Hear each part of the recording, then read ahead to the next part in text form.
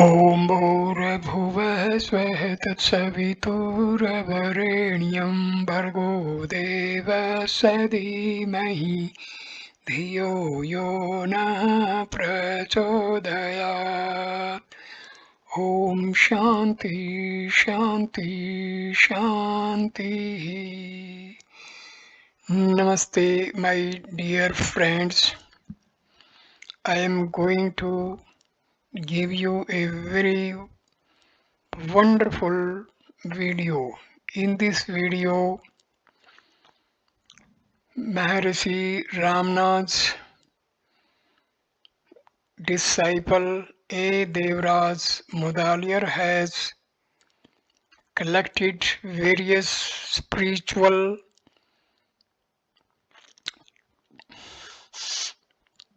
subjects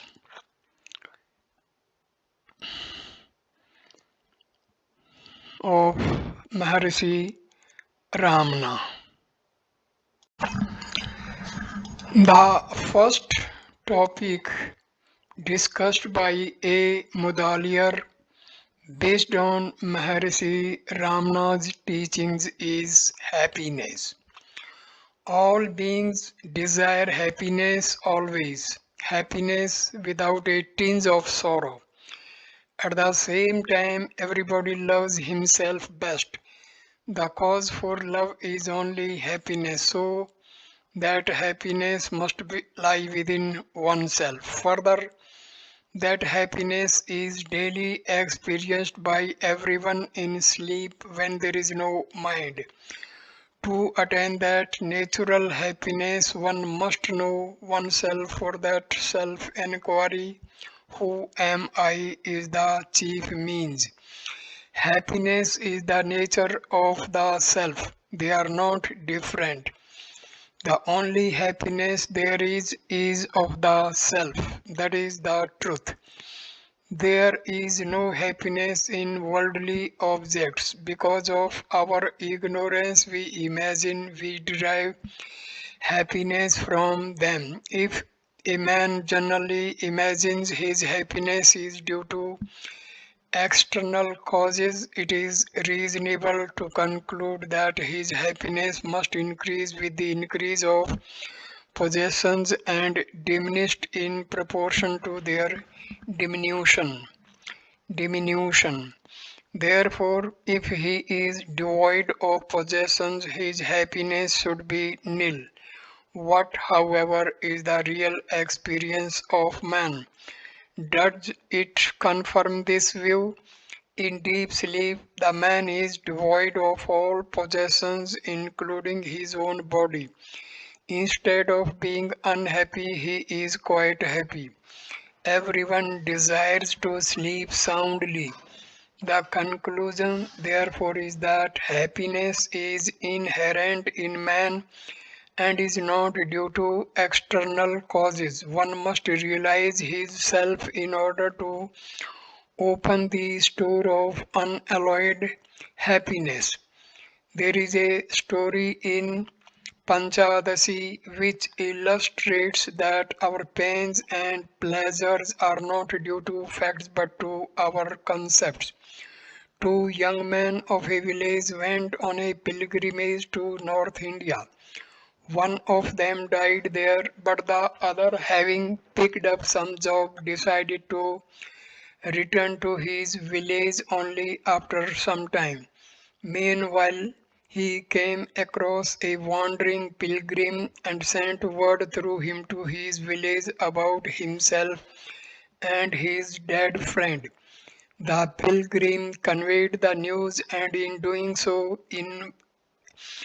inadvertently changed the names of the living and the dead man.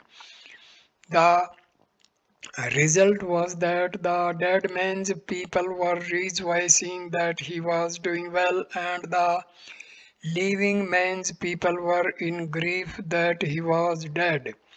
I used to sit on the floor and lie on the ground, no clothes spread out, that is freedom.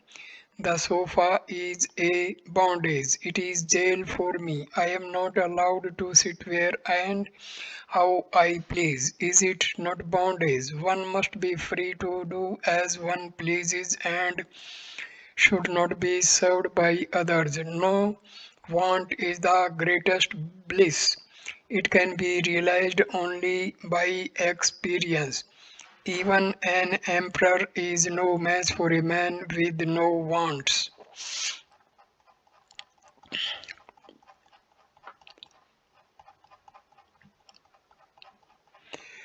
Next topic is the self and non-self, the reality and the world. Existence or consciousness is the only reality. Consciousness plus waking we call waking. Consciousness plus sleep we call sleep. Consciousness plus dream we call dream. Consciousness is the screen on which all the pictures come and go. The screen is real. The pictures are mere shadows on it. The self and the appearances therein, as the snake in the rope, can be well illustrated like this. There is a screen. On that screen first appears the figure of a king. He sits on a throne. Then before him on that same screen a play begins with various figures and objects. And the king on the screen watches the play on the same screen. The seer and the seen are mere shadows on the screen, which is the only reality. Sporting all the pictures in the world also. The seer and the seen together constitute the mind, and the mind is supported by or based on the self. The Ayajata school of Advaita says nothing exists except the one reality. There is no birth or death, no projection or drawing in, no sadhaka aspirant, no momoksha, one who desires to be liberated, no mukta, one who is liberated, no bondage, no liberation. The one unity alone exists forever. To those who find it difficult to grasp this truth and ask how can we ignore this solid world we see all around us, the dream experience is pointed out and they are told all that you see depends on the seer. Apart from the seer, there is no seen. This is called drishti, srishti, vada, or the argument that one first creates out of his mind and then sees what his mind itself has created. To those who cannot grasp even this and who further argue, the dream experience is so short while the world always exists. The dream experience was limited to me, but the world is felt and seen not only by me but by so many, and we cannot call such a world non existent. The argument called Srishti Drishti Vada is addressed, and they are told God first created such and such a thing out of such and such an element, and then something else, and so forth. That alone will satisfy them. Their minds are not otherwise satisfied, and they ask themselves how can all geography, all maps, all sciences, stars, planets, and the rules governing or relating to them and all knowledge be totally untrue. To such it is the best way to say yes, God created all this and so you see it. All these are only to suit the capacity of the hearers. The absolute can only be one. There is first the white light, so to call it, of the self, which transcends both light and darkness. In it no object can be seen. There is neither seer nor seen. Then there is also total darkness, avidya, in which no objects are seen, but from the self proceeds a reflected light, the light of pure mind, manas, and it is this light which gives room for the existence of all the film of the world, which is seen neither in total light nor in total darkness, but only in subdued or reflected light. From the point of view of jnana, knowledge or the reality, the pain seen in the world is certainly a dream, as is the world of which any particular pain like hunger is an infinitesimal part. In the dream also you yourself feel hunger. You see others suffering from hunger. You feed yourself and moved by pity feed the others whom you find suffering from hunger. So long as the dream lasted, all those pains were as real as you now think the pain in the world to be. It was only when you woke up that you discovered that the pain in the dream was unreal. You might have eaten to the full and gone to sleep. You dream that you work hard and long in the hot sun all day, are tired and hungry and want to eat a lot. Then you wake up and find your stomach is full and you have not stirred out of your bed. But this does not mean that while you are in the dream you can act as if the pain you feel is not real. The hunger in the dream has to be assuaged by the food in the dream. The fellow beings you found so hungry in the dream had to be provided with food in the dream. You can never mix up the two states, the dream and the waking state, till you reach the state of jnana and thus wake up out of maya. You must do social service by relieving suffering whenever you see it. But even then you must do it without ahankara, that is, without the sense of I am the doer, but with the feeling I am the Lord's tool. Similarly, one must not be conceited by thinking I am helping a man below me. He needs help. I am in a position to help. I am superior and he inferior. But you must help the man as a means of worshipping God in that man. All such service is for the self and not for anybody else. You are not helping anybody else but only yourself. The book Kevala Navnita has asked and answered 6 questions on Maya. They are instructive. Number 1. What is Maya? The answer is it is anirvachaniya or indescribable. 2. To whom does it come? The answer is to the mind or ego who feels that he is a separate entity who thinks I do this or this is mine. Third, where does it come from and how does it originate? The answer nobody can say. Fourth, how did it arise? The answer is through non-vichara, through failure to inquire, who am I? Fifth, if the self and Maya both exist, does this not invalidate the theory of Advaita? The answer is it need not, since Maya is dependent on the self as the picture is on the screen. The picture is not real in the sense that the screen is real. 6. If the self and Maya are one, could it not be argued that the self is of the nature of Maya and that it is also illusory? The answer is no. The self can be capable of producing illusion without being illusory. A conjurer may create for our entertainment the illusion of people, animals, and things, and we see all of them as clearly as we see him. But after the performance he alone remains, and all the visions he created have disappeared.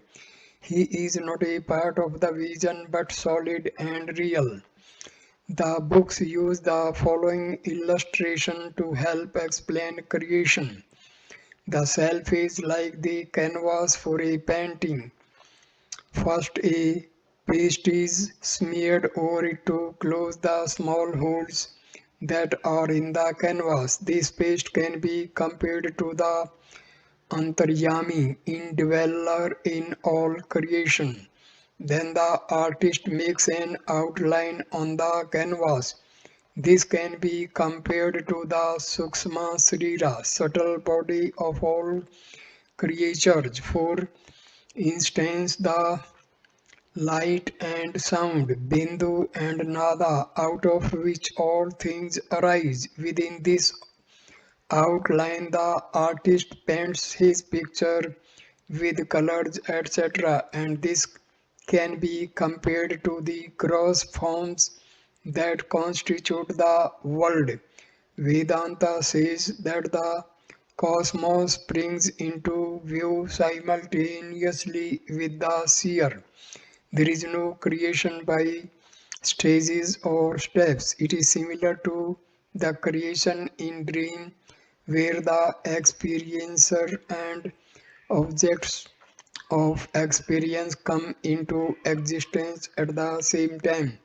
To those who are not satisfied with this explanation, theories of gradual creation are offered in books. It is not at all correct to say that Advaitins of the Sankara school deny the existence of the world or that they call it unreal. On the other hand, it is more real to them than to others. Their world will always exist, whereas the world of the other schools will have origin, growth, and decay, and as such cannot be real. They only say that the world as world is not real, but that the world as Brahma is real. All is Brahma, nothing exists but Brahma, and the world as Brahma is real. The self is the one reality that always exists, and it is by the light of the self that all other things are seen. We forget it and concentrate on the appearance. The light in the hall burns both when persons are present and when they are absent, both when persons are enacting something as in a theater and when nothing is being enacted. It is the light which enables us to see the whole, the persons and the acting.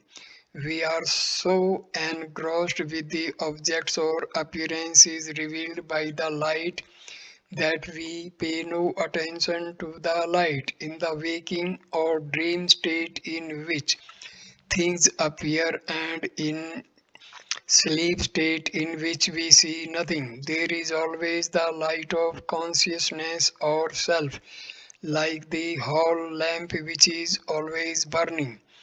The thing to do is to concentrate on the seer and not on the seen, not on the objects but on the light which reveals them.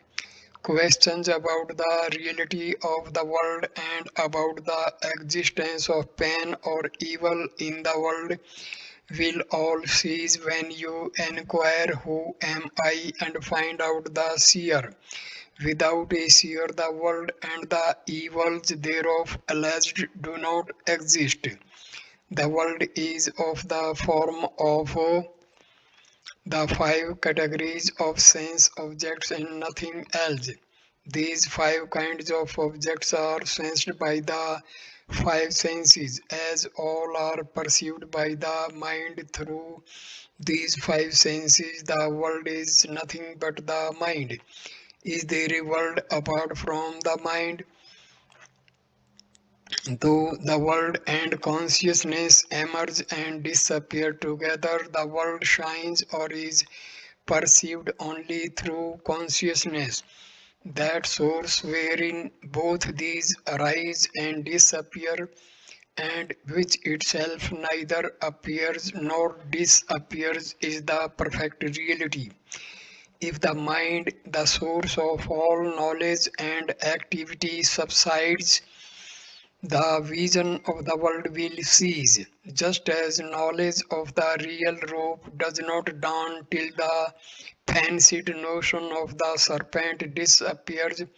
Vision, experience of the reality cannot be gained unless the superimposed vision of the universe is abandoned.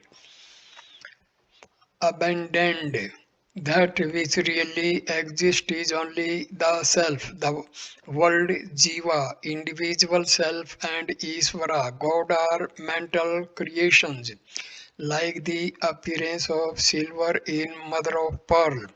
All these appear at the same time and disappear similarly.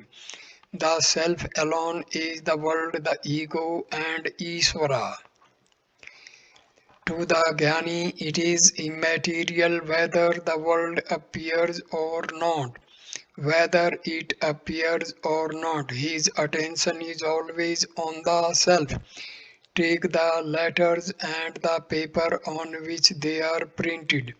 You are wholly engrossed with the letters and have no attention left for the paper. But the Jnani thinks only of the paper as the real substratum, whether the letters appear or not. You make all kinds of sweets from various ingredients and in various shapes, and they all taste sweet because there is sugar in all of them, and sweetness is the nature of sugar.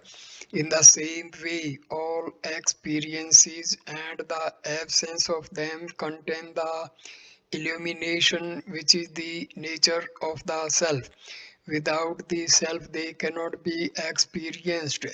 Just as without sugar, not one of the articles you make can taste sweet. The immanent being is called Isvara. Immanence can only be with Maya. It, Isvara, is the knowledge of being along with Maya. From the subtle conceit, Hiranyagarbha rises. From Hiranyagarbha, the gross concrete Virat rises. Chit Atma is pure being only.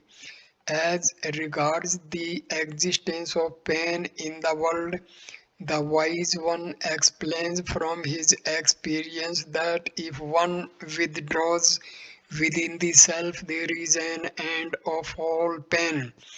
The pain is felt so long as the object is different from oneself, but when the self is found to be an undivided whole, who and what is there to feel? The Upanishadic text I am Brahma only means Brahma exists as I.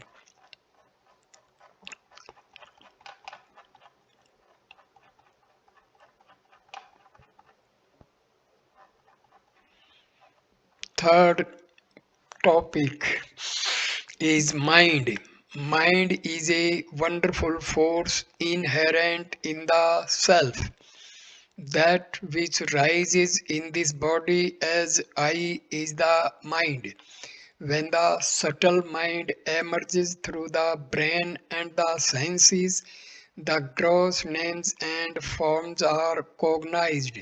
When it remains in the heart, names and forms of disappear. If the mind remains in the heart, the I or the ego, which is the source of all thoughts, will go, and the self, the real eternal I alone, will shine.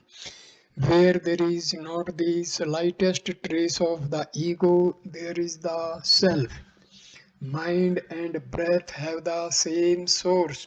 Hence, breath is controlled when mind is controlled, and mind when breath is controlled. Breath is the gross form of the mind. Pranayama, breath control, is only an aid to subdue the mind and will not serve to kill it. like pranayama, worship of a deity, japa, repetition with a mantra, strict regulation of diet are all aids for mind control. Control of breath.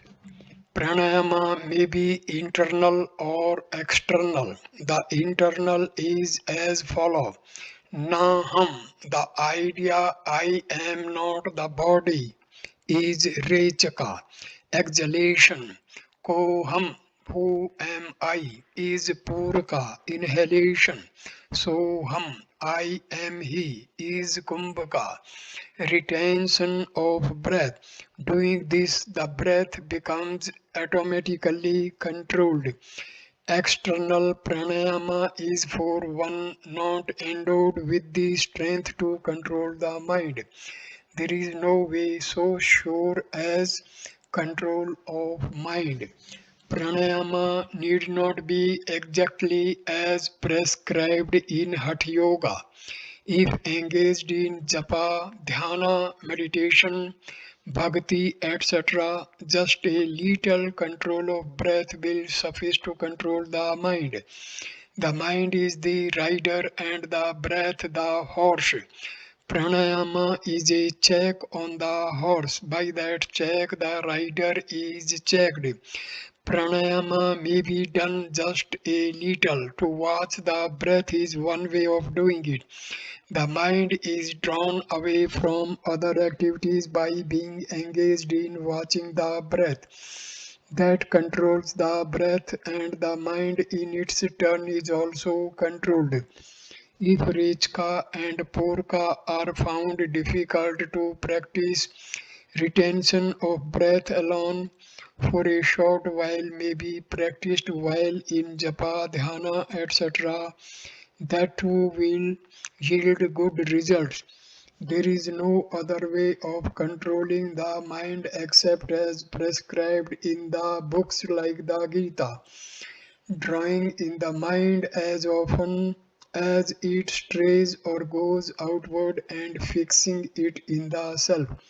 Of course, it will not be easy to do it. It will come only with practice or sadhana. God illumines the mind and shines within it. One cannot know God by means of the mind. One can but turn the mind inwards and merge it in God. The body composed of insentient matter cannot say I, that is, cannot be the cause of the I thought. On the other hand, the eternal consciousness cannot have such a thing as birth. Between the two, something arises within the dimensions of the body. This is the knot of matter and consciousness, Chit Jada Granthi, variously called bondage, Jiva, subtle body, ego, Sansara, attachment, mind, etc. Bhagwan pointed to his towel and said, "We call this a white cloth, but the cloth and its whiteness cannot be separated, and it is the same with the illumination and the mind that unite to form the ego." The following illustration is given in the book. The lamp in the theater is Pra-Brahma, or illumination. It illuminates itself. The stage and the actors. We see the stage and the actors by its light, but the light still continues when there is no more play. Another illustration is an iron rod that is compared to the mind. Fire joins it and it becomes red hot. Like fire, it glows and can burn things, but still it has a definite shape, unlike fire. If we hammer it, it is the rod that receives the blow, not the fire. The rod is the Jeev Atman, the fire, the self, or Paramatman. The mind can do nothing by itself. It emerges only with the illumination and can do no action, good or bad, except with the illumination. But while the illumination is always there, enabling the mind to act well or ill, the pleasure or pain resulting from such action is not felt by the illumination, just as when you hammer a red hot iron, it is not the fire but the iron that gets the hammering. If we control the mind, it does not matter where we live.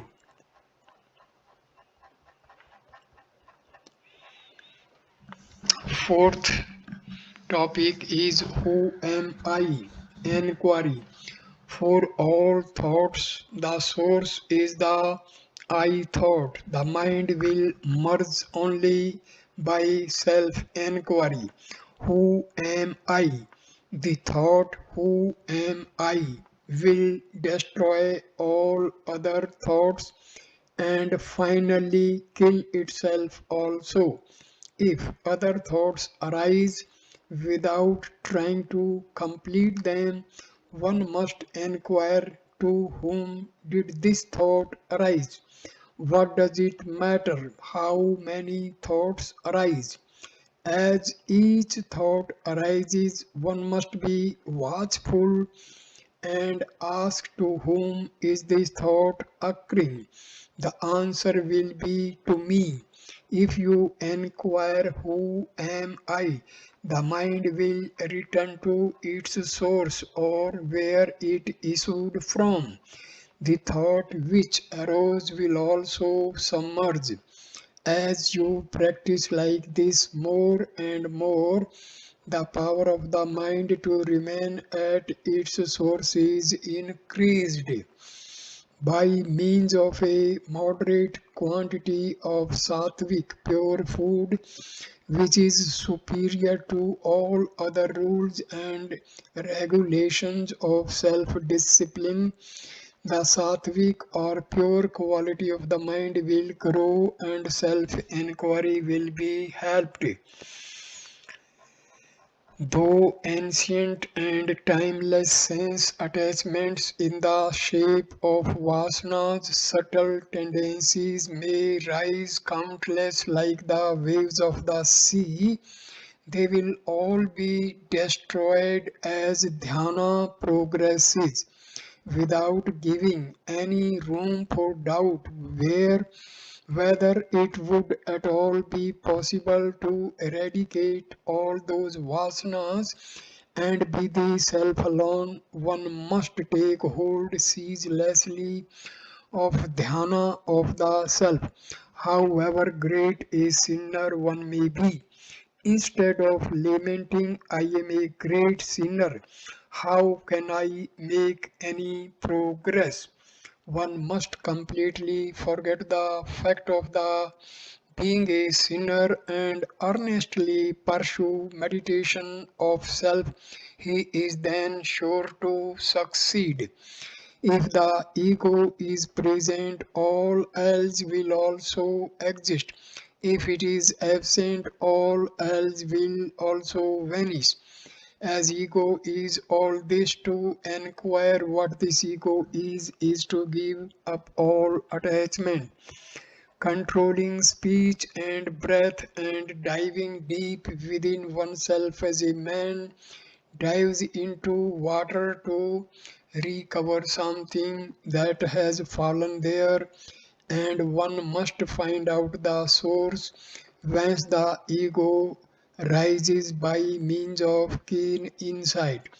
Enquiry, which constitutes the path of jnana, consists not in orally repeating I, but in searching by means of a deeply introverted mind, wherefrom the I springs. To think I am not this or I am that may be of help in the enquiry, but cannot be the actual enquiry. When we quest within our mind, who am I, and reach the heart, I topples down and immediately another entity will reveal itself proclaiming I, even though it also emerges saying I. It does not connote the ego but the one perfect existence. If we unceasingly investigate the form of the mind, we find there is no such thing as the mind. This is the direct path open to all.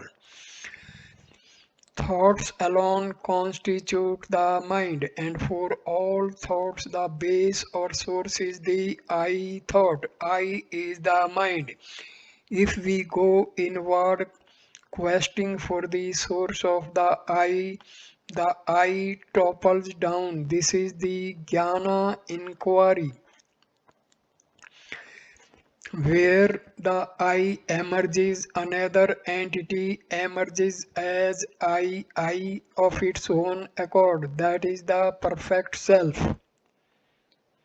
There is no use removing doubts. If we clear one doubt, another arises, and there will be no end of doubts.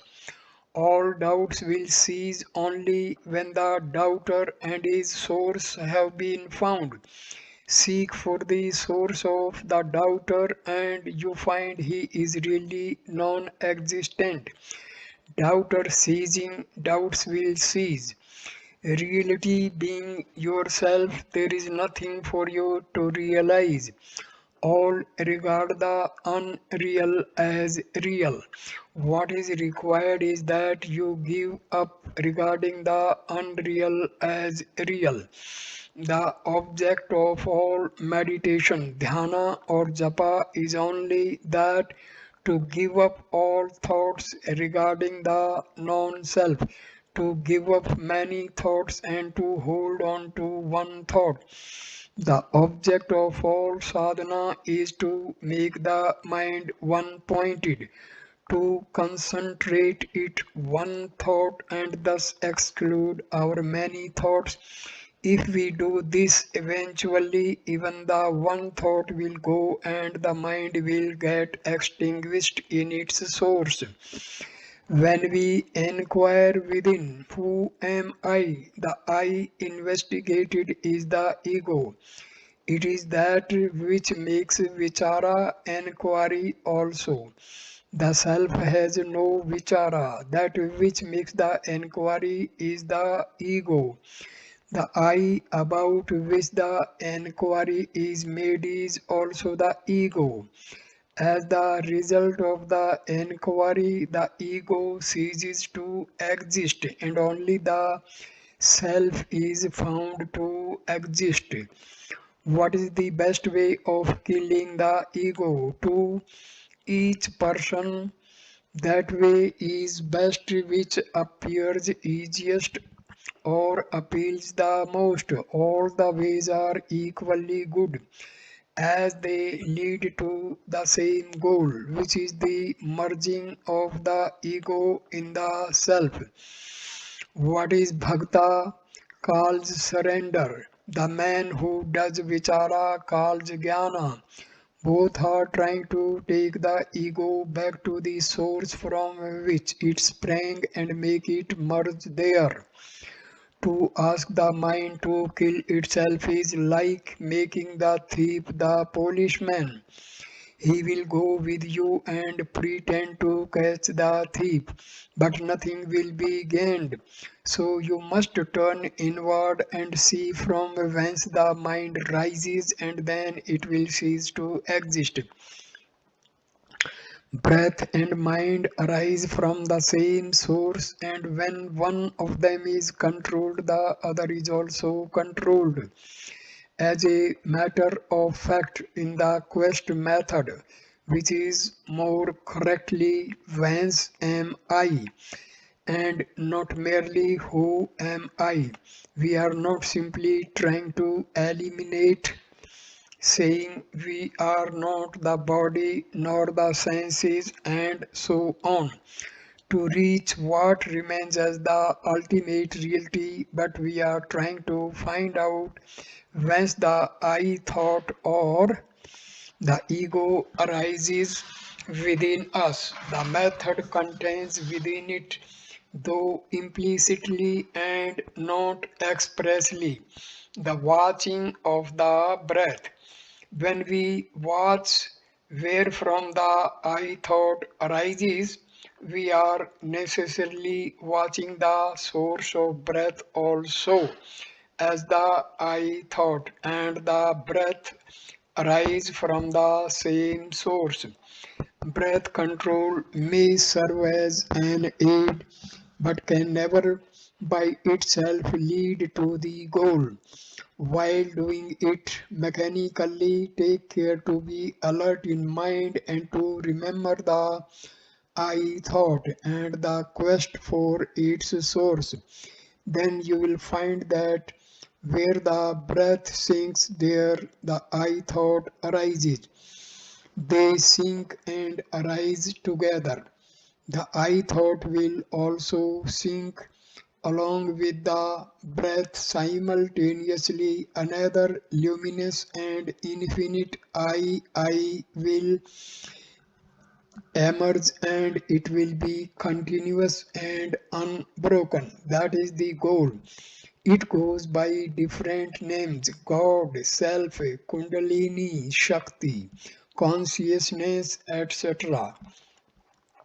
Who am I is not a mantra. It means that you must find out where in you the I thought arises, which is the source of all other thoughts. But if you find that Vichara Marga, path of inquiry, is too hard for you, you go on repeating I, and that will lead you to the same goal. There is no harm in using I as a mantra. It is the first name of God. I ask you to see where the I arises in your body, but it is not really quite correct to say that the I rises from and merges in the heart on the right side of the chest. The heart is another name for the reality, and it is neither inside nor outside the body. There can be no in and out for it, since it alone is. I do not mean by heart any physiological organ, any plexus of nerves, or anything like that. But so long as one identifies oneself with the body and thinks he is the body, he is advised to see in the body where the I thought rises and merges again. It must be the heart at the right side of the chest, since every man of whatever race and religion and in whatever language he may be saying I points to the right side of his chest to indicate himself. This is true all over the world, so that must be the place. And by keenly watching the constant emergence of the I thought on waking and its subsiding in sleep, one can see that it is in the heart on the right side. First, know who you are. This requires no Shastra, scripture, or scholarship. This is simply experience. The state of being is now and here all along. You have lost hold of yourself and are asking others for guidance. The purpose of philosophy is to turn the mind inward. If you know yourself, no evil can come to you.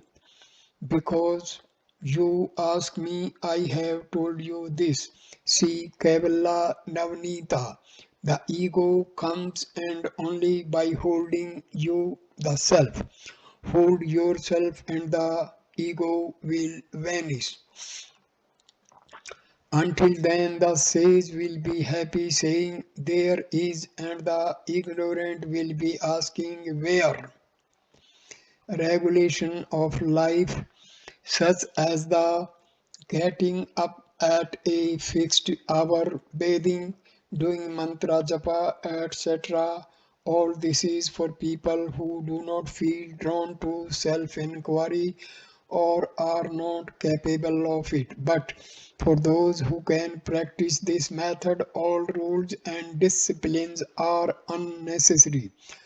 Undoubtedly, it is said in some books that one should go on cultivating one good quality after another and thus prepare for moksha. But for those who follow the jnana or vichara marga, their sadhana is itself quite enough for acquiring all Davic divine qualities. They need not do anything else. What is Gayatri? It really means let me concentrate on that which illumines all.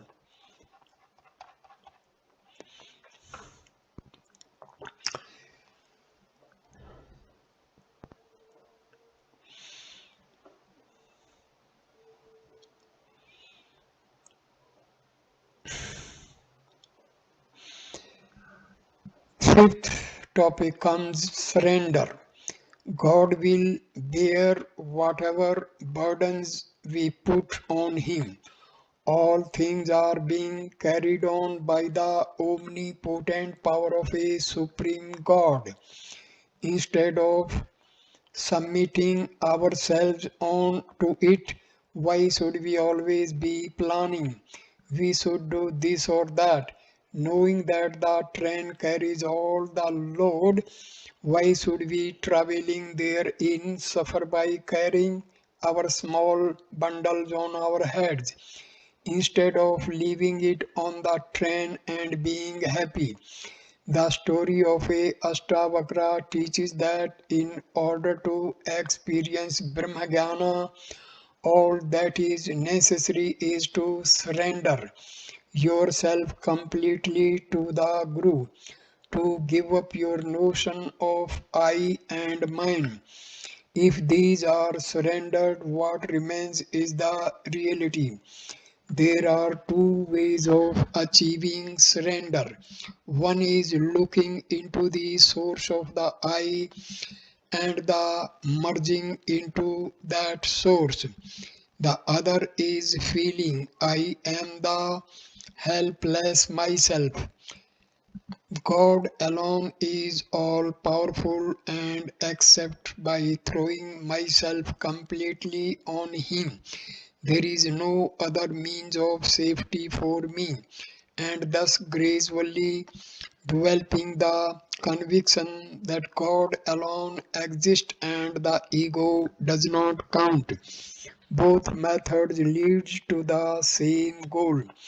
Complete surrender is another name for jnana or liberation. Bhakti is not different from mukti.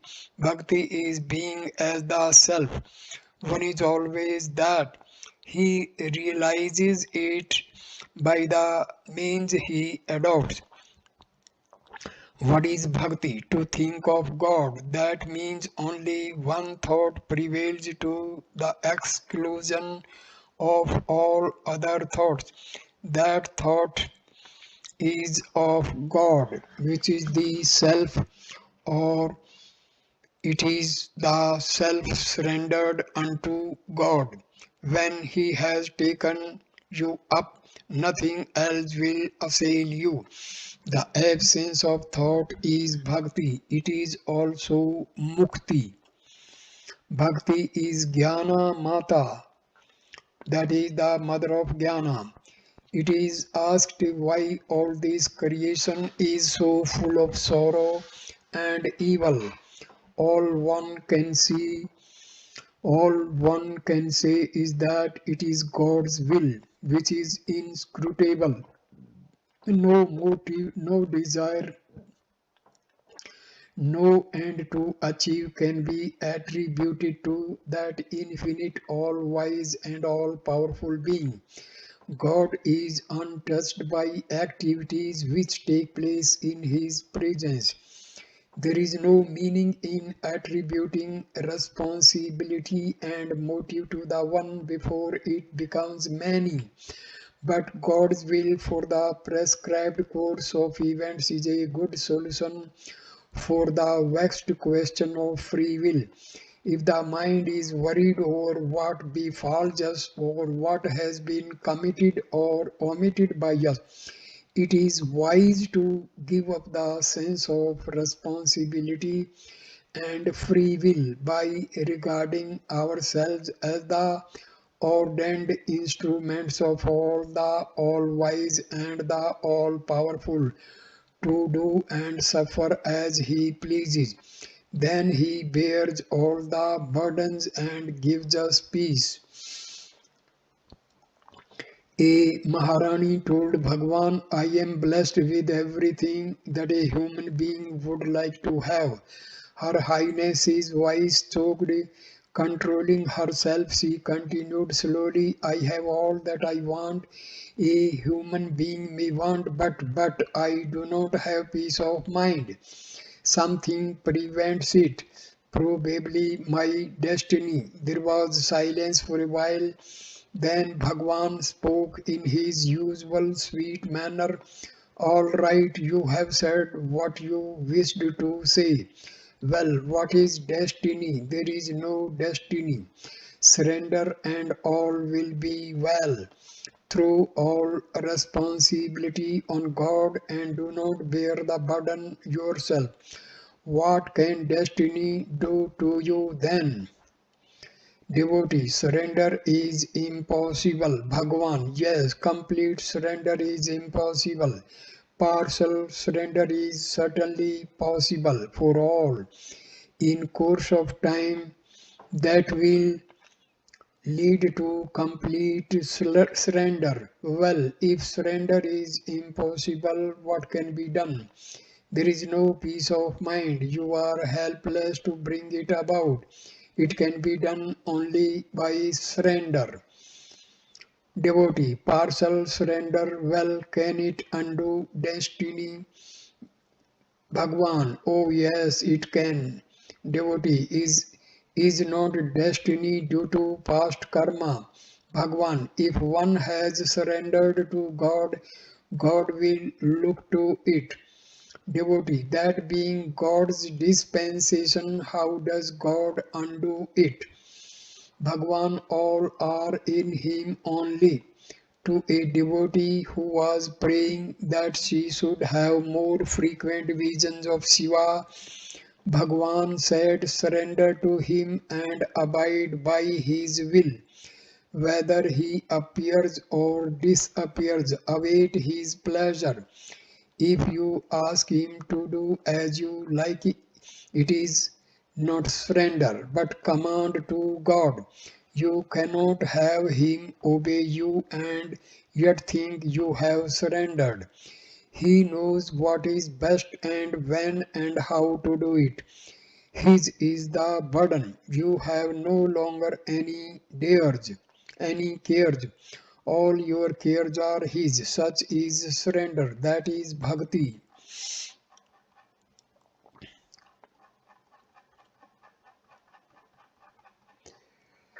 Topic number 6. The three states: waking, dream, and sleep. There is no difference between the dream and the waking state except that the dream is short and the waking long. Both are the result of the mind. Our real state is called Turiya, which is beyond the waking, dream, and sleep states.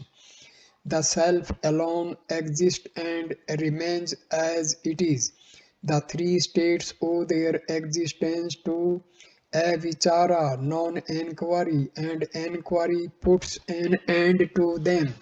However much one may explain, this fact will not become clear until one attains self-realization and wonders how he was blind to the self-evident and only existence for so long. All that we see is a dream, whether we see it in the dream state or waking state, on account of some arbitrary standards about the duration of the experience and so on. We call one experience a dream and another waking experience. With reference to reality, both the experiences are unreal. A man might have an experience such as getting anugraha, grace, in his dream, and the effects and influence of it on his entire subsequent life may be so profound and abiding that one cannot call it unreal, whilst calling real some trifling incident in the waking life that just flits by, which is casual, of no consequence, and is soon forgotten. Once I had an experience, a vision or a dream, whatever you may call it. I and others, including Chadwick, had a walk on the hill. Returning, we were walking along a huge street with great buildings on either side. Pointing out the street and the buildings, I asked Chadwick and others whether anybody could say that what we were seeing was a dream, and they all replied, "Which fool will say so?" We then walked along, entered the hall, and the vision or dream ceased, or I woke up. What are we to call this? Just before waking up from sleep, there is a very brief state free from thought that should be made permanent. In dreamless sleep, there is no world, no ego, and no unhappiness, but the self remains. In the waking state, there are all of these. Yet there is the self. One has only to remove the transitory happiness in order to realize the ever present beatitude of the self. Your nature is bliss. Find that on which all the rest are superimposed, and you then remain as the pure self. In sleep, there is no space or time. They are concepts which arise, and the I thought has arisen. You are beyond time and space. The I thought is the limited I. The real I is unlimited, universal, beyond time and space. Just while rising from sleep and before seeing the objective world, there is state of awareness which is your pure self that must be known.